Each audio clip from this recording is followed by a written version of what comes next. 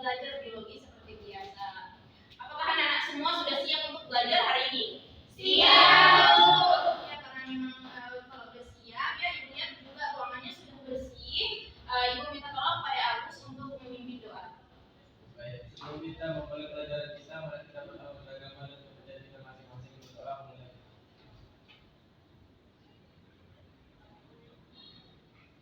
Berdoa selesai. Apa kabar anak-anak semua hari ini? Baik, Ibu. Sudah sarapan atau belum? Sudah. Alhamdulillah ya. Aku mau cek kehadiran dulu. Siapa sih yang nggak hadir di sini? Sophia ya? Sophia ya, Kenapa dia? Sakit, Bu. Kita doakan ya semoga dia bisa diberikan kesembuhan supaya bisa mengikuti pembelajaran seperti biasa.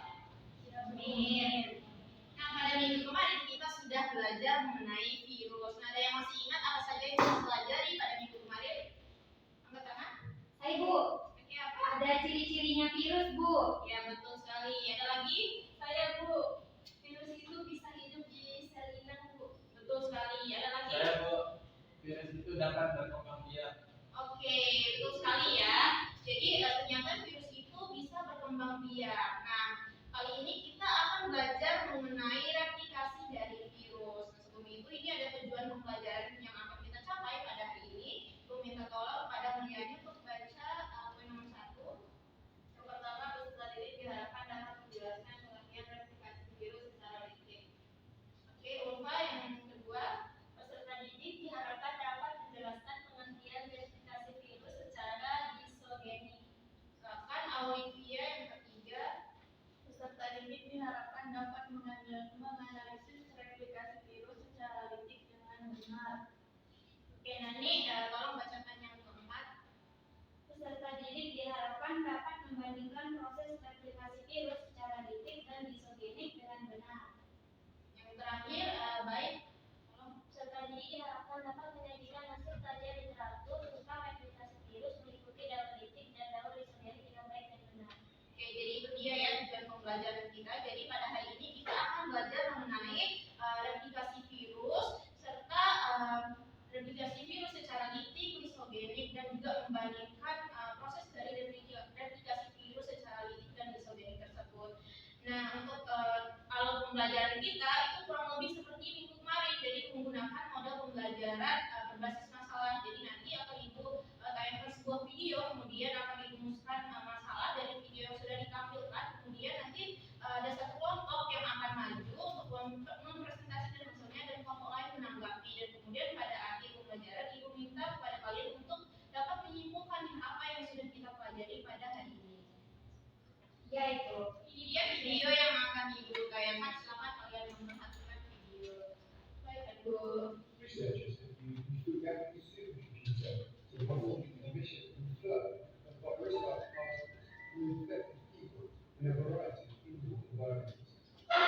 Air fluidity of lower than 30% resulted in more than double the amount of aerosolized particles compared to levels of 60% or higher, as seen in simulations released on Tuesday by research giant Wickham and Cook University.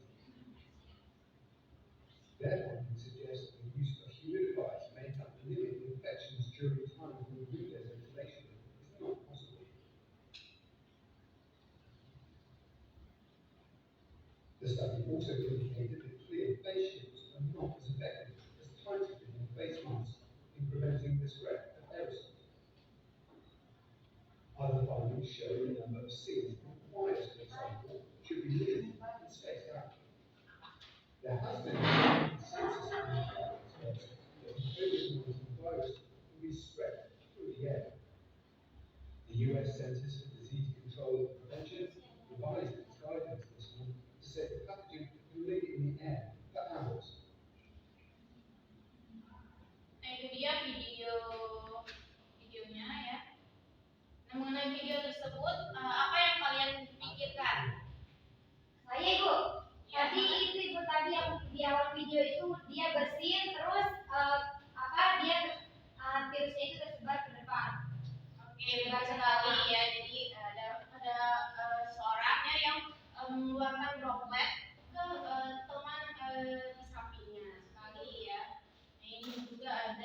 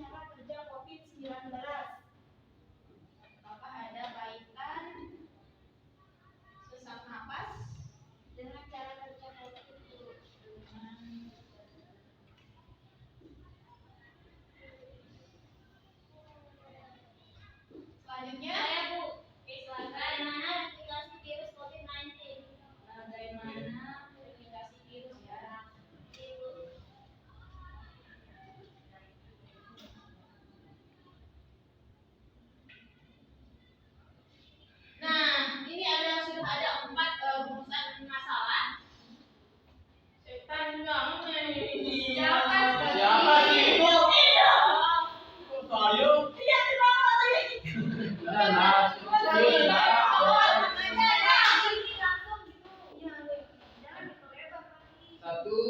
dua, tiga, mulai. Nah, di sini sudah ada 4 rumusan masalah untuk menjawab permasalahan yang sudah ada. Silakan anak-anak semua untuk duduk sesuai kelompok pada minggu kemarin. Ya. Silakan. Jadi tahu sama saya. Oh iya, Saya lupa. Saya sudah lupa ya. Iya, Sama Desi sama Nur.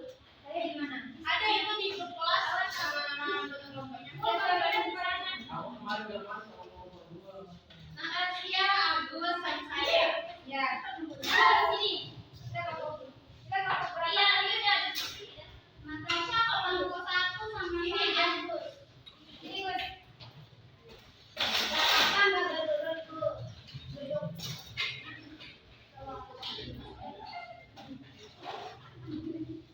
Sudah duduk sesuai kelompok? Sudah. Bagus. Ini ada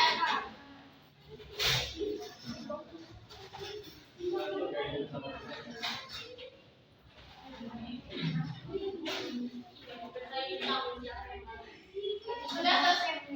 Nah, sudah duduk sesuai kelompok anak semua? Sudah. Oke, ini ada LKPD yang akan dibagikan ya.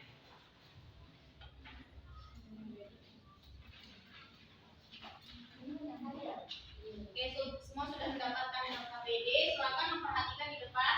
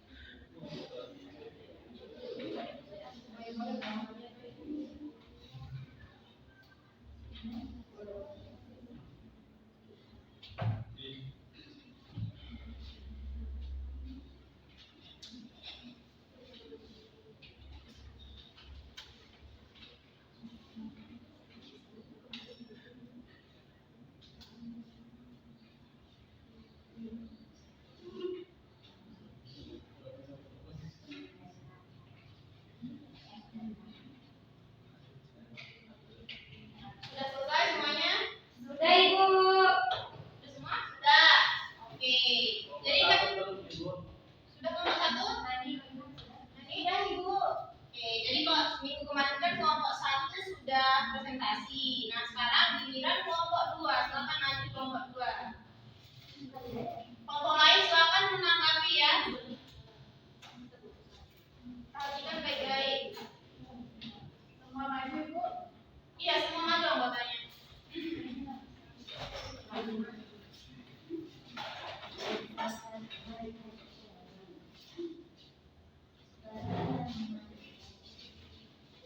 Silakan kelompok 1 dan 3 memperhatikan temannya.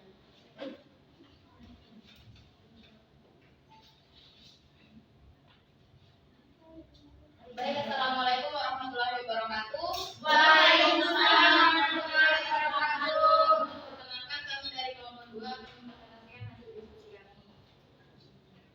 Yang pertama, virus COVID-19 dapat menginfeksi manusia melalui kontak dekat dengan orang yang terinfeksi, melalui tetesan pernapasan yang dihasilkan ketika orang yang terinfeksi berbicara, batuk, atau bersin. Virus juga dapat menyebar melalui kontak dengan permukaan yang terkontaminasi virus.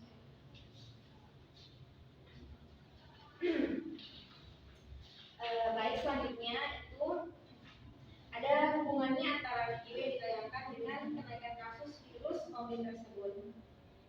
Baik, selanjutnya tidak ada kaitan antara sesak napas dengan COVID-19. Sesak napas dapat disebabkan oleh berbagai faktor, infeksi pernapasan, alergi, dan kondisi kardiovaskular.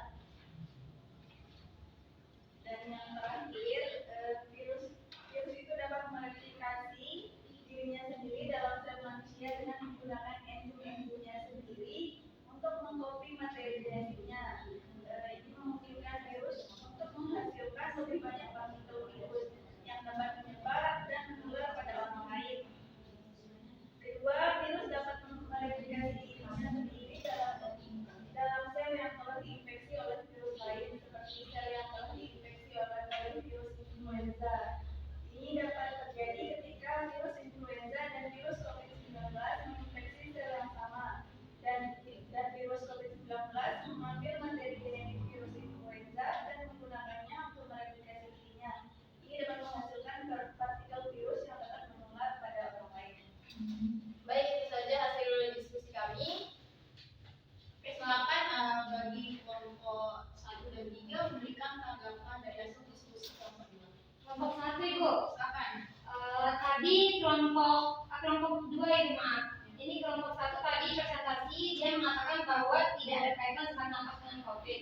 Tapi menurut pendapat dari kelompok kami itu ada kaitan antara sesak napas dengan kerja COVID-19, karena COVID itu kan menyerang sistem pernapasan manusia, sehingga itu dapat menyebabkan menurunnya fungsi dari sistem pernapasan manusia. Salah satunya itu dapat menyebabkan seorang menjadi sesak napas. Begitu menurut kami Ibu. Terima kasih pada kelompok 3. Kelompok 1 bagaimana? Apakah ada tanggapan atau komentar? Saya Bu, Silakan Pak. kalau dari kami itu setuju dengan kelompok 1 Bu. Iya. Itu saja? Iya Bu, kami hanya setuju saja dengan kelompok 1. Oke, baik. Terima kasih kepada kelompok 2 yang sudah presentasi dan kelompok 3 dan 1 yang sudah menanggapi. Silakan kelas dulu. Nah, untuk pertanyaan nomor 1 nih, bagaimana virus menginfeksi manusia? Tadi kan sudah ditayangkan sebuah video di mana video tersebut merupakan simulasi di mana ada beberapa orang di dalam sebuah ruangan dan dan ada satu orang yang bersin dan mengeluarkan droplet. Nah, droplet tersebut berisi COVID. Nah, virus atau COVID tersebut ya. Kemudian dia menginfeksi teman sebelahnya. Nah, begitu cara virus untuk nomor 2 nih, apa hubungan video dengan kenaikan kasus COVID? Nah, tentunya ada hubungannya. Dimana tadi kan ada seseorang yang berzina kemudian menginfeksi teman sebelahnya, kemudian kan nanti tentunya akan menyebar dan tentunya akan menaikkan kasus dari COVID-19 tersebut. Nah, yang ketiga, apakah ada kaitan antara sesak napas dengan cara kerja COVID? Jawabannya itu ada ya. Jadi di sini kan sesak napas yang dimaksud ini ada orang yang sudah terjangkit COVID-19, kemudian dia sesak napas, yang dimana itu kan ada pada tahapan terakhir dari replikasi virus ada proses lisis. Di situ sudah mulai terjadi rusaknya dinding sel. Nah, dinding sel organ-organ pernapasan itu kan rusak. Nah, kemudian pastinya akan mempengaruhi cara kerja dari organ pernapasan tersebut. Kemudian bisa menimbulkan sesak napas. Nah, yang keempat, bagaimana replikasi dari virus COVID? Nah, di sini ada beberapa tahapannya dari replikasi virus. Yang pertama ada tahap absorpsi, yakni video menempel pada bagian reseptor spesifik sel inang menggunakan serabut ekornya. Yang berikutnya ada tahap penetrasi, yakni selubung ekor berkontraksi untuk membuat lubang yang menembus dinding dan membran sel inang. Virus berbentuk bulat. Selanjutnya ada tahap sintetis. Pada tahap sintetis itu DNA sel inang dihidrolisis dan dikendalikan oleh materi genetik virus untuk membuat asam nukleat dan protein komponen virus. Nah, tahap berikutnya ada tahap pematangan, di mana hasil sintetis itu berupa asam nukleat dan protein dirakit menjadi partikel-partikel virus yang lengkap sehingga berbentuk virion-virion baru. Kemudian ada tahap yang terakhir nih, tahap lisis. Nah, virus itu menghasilkan lisozim, yaitu enzim perusak dinding sel inang. Nah, rusaknya dinding sel inang ini mengakibatkan terjadinya osmosis ke dalam sel inang sehingga sel inang membesar dan akhirnya pecah. Ternyata ya, replikasi virus itu dibagi menjadi dua macam, yakni ada yang secara dauritik dan daurisogenik. Di mana yang dauritik ini terjadi jika pertahanan sel itu lebih lemah dibandingkan dengan daya infeksi virus. Nah, virus itu kan mampu bereproduksi dengan dauritik atau disebut juga sebagai virus virulen.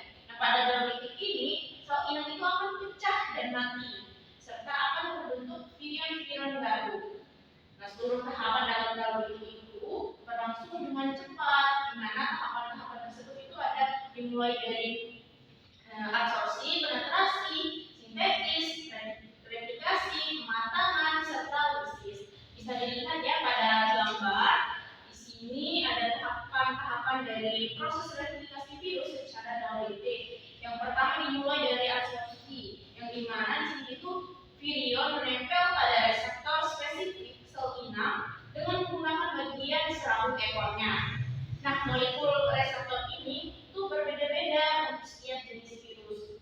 Ada yang berupa protein, ada yang berupa polisakarida, ada tidaknya reseptor ini juga menentukan patogenesis dari virus tersebut.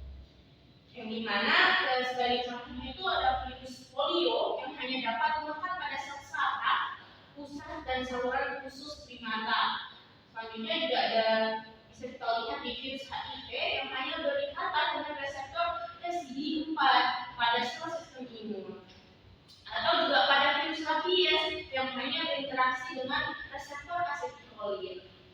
Selanjutnya nih untuk tahap kedua ada penetrasi, di mana di sini ujung serabut ekor tadi membuat lubang untuk menembus dinding membran sel inang. Nah, selanjutnya virus menginjeksikan materi genetiknya sehingga kapsid itu menjadi kosong. Tahap yang ketiga ada sintetis dan replikasi. Di sini DNA itu menghidrolisis dan mengendalikan materi genetik sel inang untuk membuat asam nukleat dan protein komponen virus. Selanjutnya di sini itu berlangsung tahap replikasi, yaitu pembentukan bagian-bagian tubuh yang baru. Tahap yang selanjutnya nih ada pematangan atau perakitan, di mana di sini asam nukleat dan protein hasil sintetis dan replikasi itu dirakit menjadi partikel-partikel virus yang lengkap sehingga nantinya terbentuk virion-virion baru. Nah, tahap akhir dari replikasi virus secara daur-ulik ini ada proses lisis, di mana itu virus menghasilkan enzim lisozyme, yaitu di mana enzim ini dapat merusak dinding sel. Nah, dinding sel ini yang rusak mengakibatkan terjadinya osmosis, sehingga sel inang membesar dan akhirnya pecah. Nah, partikel virus yang baru akan keluar dari sel inang dan menyerang sel inang yang lain. Berikutnya, ada jenis dari replikasi virus. Berikutnya ada secara daur isogenik. Nah, daur isogenik ini terjadi di mana jika pertahanan sel inang itu lebih baik dibandingkan dengan daya infeksi virus. Jadi kebalikannya dari daur ini tadi, di mana di sini sel inang pada daur ini itu tidak segera pecah, bahkan dapat bereproduksi secara normal. Pada daur isogenik itu juga replikasi genom virus tidak menghancurkan sel inangnya, di mana DNA virus bakteriofag di sini akan berinteraksi dengan kromosom ya. Sel inang itu membentuk profag. Nah, jika sel inang ini mengandung profag, membelah diri untuk reproduksi, nantinya profag ini akan diwariskan kepada sel-sel anakannya. Nah, profag di dalam sel anakan itu dapat aktif dan keluar dari kromosom sel. Kemudian untuk yang kemudian akan masuk tuh dalam tahapan-tahapan dari daur-ulik. Nah, di sini dapat anak-anak sekalian lihat ya gambar dari tahapan-tahapan daur-ulik. Di mana yang pertama ada absorpsi, di mana di sini itu virion menempel pada reseptor spesifik sel inang dengan menggunakan bagian serabut ekornya. Selanjutnya ada penetrasi. Di sini juga virus itu menginjeksi materi genetiknya ke dalam sel inang sehingga kapsid tadi menjadi kosong atau mati. Tahap yang ketiga ada sintetis dan replikasi. Dan di sini DNA virus bakteriofag itu mulai bergabung dengan DNA ya, membentuk profag.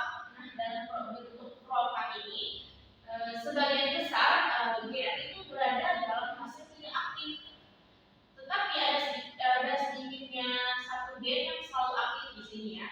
Di DNA yang aktif ini berfungsi untuk mengkode protein reseptor. Nah, protein reseptor ini juga berfungsi untuk menjaga agar gen-gen COVID itu tidak aktif. Tahap yang keempat dari daur isogenik ada pemelahan. Di sini itu nanti kan jika sel itu membelah, setiap anakannya akan mewarisi profag tadi. Nah, profag tadi itu dapat diinduksi menjadi aktif sehingga mengakibatkan terjadinya daur ulik. Kemudian ada yang terakhir nih, ada sintetis. Di sini itu profag akan aktif dan keluar dari kromosom bakteri sehingga DNA bakteri itu akan hancur. Nah, kemudian terjadi fase dari replikasi DNA bakteriofag. Sintetis dari bagian-bagian tubuh virus dan seterusnya seperti pada daur ulik tadi ya. Oke, jadi ternyata itu replikasi dari litik itu sering menghasilkan partikel virus baru yang sangat mirip dengan partikel virus asli. Dan partikel virus baru ini dapat menginfeksi sel dengan cepat.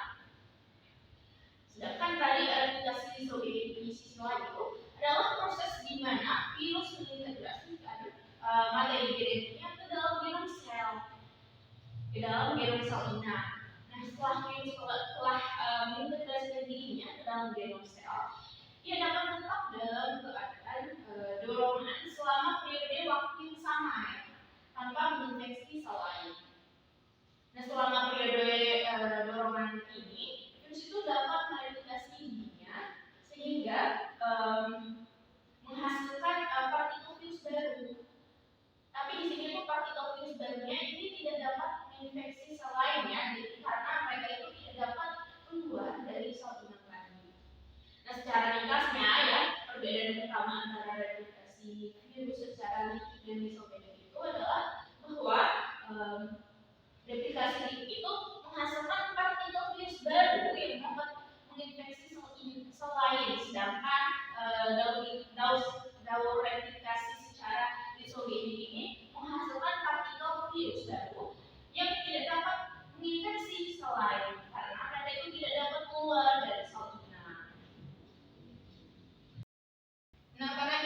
sudah sama-sama belajar, nah di sini Ibu mau mengevaluasi sejauh mana pengetahuan kalian dari pembelajaran yang sudah dilakukan. Silakan kalian scan barcode yang sudah ditampilkan di layar, itu ada 5 soal pilihan ganda.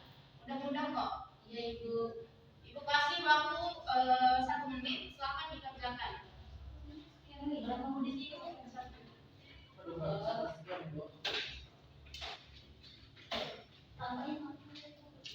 Mudah kok itu.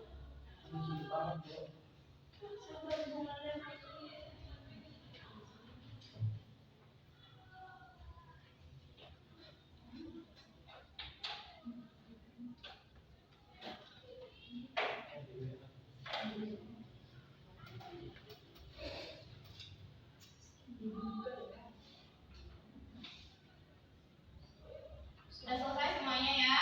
Belum. Satu lagi. Ya, ada ikut tambah 1 menit lagi ya. Boleh? Mulyani, HP-nya mana? Hilang. Diambil sama dulu. Pakai sama lagi.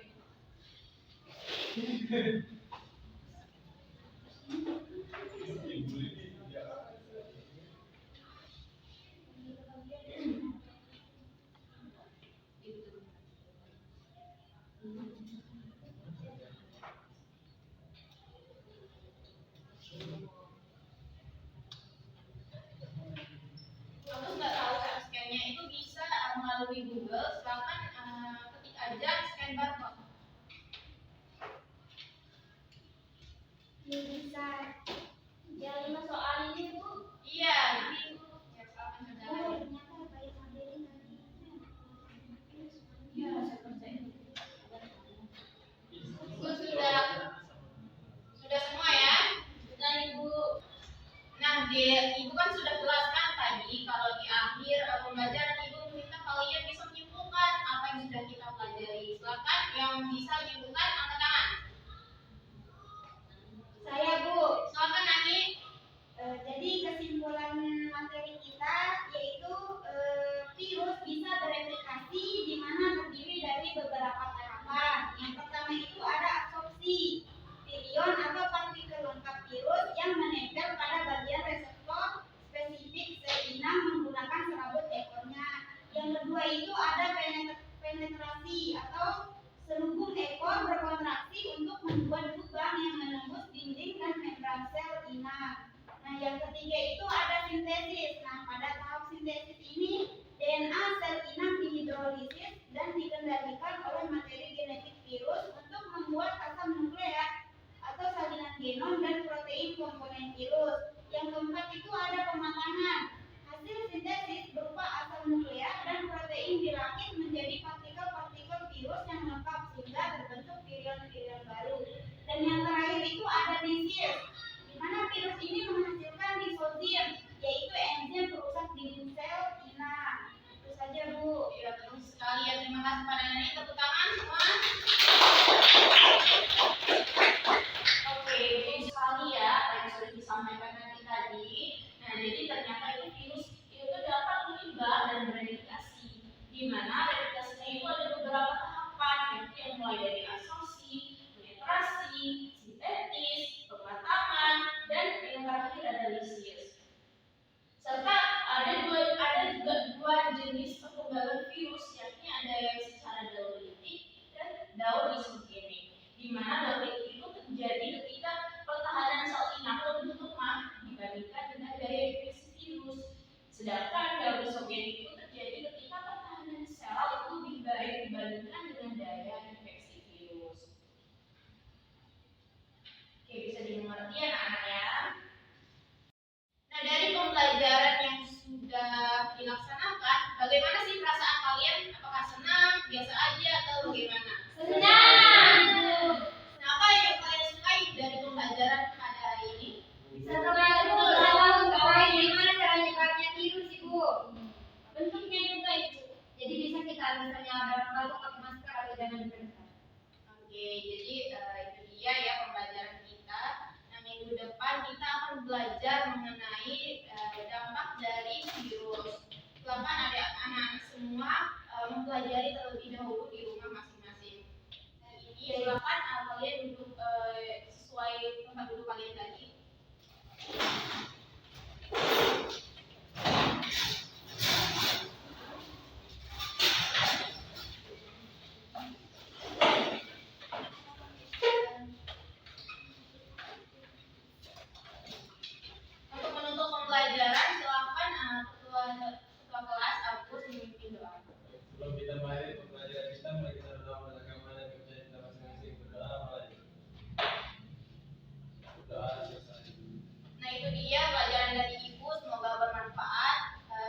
kurangnya itu mohon maaf. Assalamualaikum warahmatullahi wabarakatuh. Waalaikumsalam warahmatullahi wabarakatuh.